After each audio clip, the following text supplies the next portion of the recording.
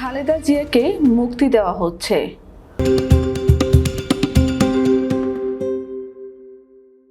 অনতিবিলম্বে বিএনপির চেয়ারপারসন বেগম খালেদা জিয়াকে মুক্তি দেওয়া হচ্ছে। দেশ পরিচালনায় একটি অন্তর্বর্তীকালীন সরকার গঠন করা হবে। এছাড়া দেশের আইন শৃঙ্খলা পরিস্থিতি নিয়ন্ত্রণে সবাইকে ধৈর্য ও সহনশীল আচরণ করতে হবে। বৈষম্য বিরোধী আন্দোলন ও সম্প্রতি বিভিন্ন মামলায় আটককৃত সব বন্দীকে মুক্তি দেওয়া হবে। সোমবার সন্ধ্যায় বঙ্গভবনে অন্তর্বর্তীকালীন সরকার গঠনের লক্ষ্যে রাষ্ট্রপতি মোহাম্মদ শাহাবুদ্দিনের সভাপতিত্বে অনুষ্ঠিত সভায় এসব সিদ্ধান্ত হয়েছে।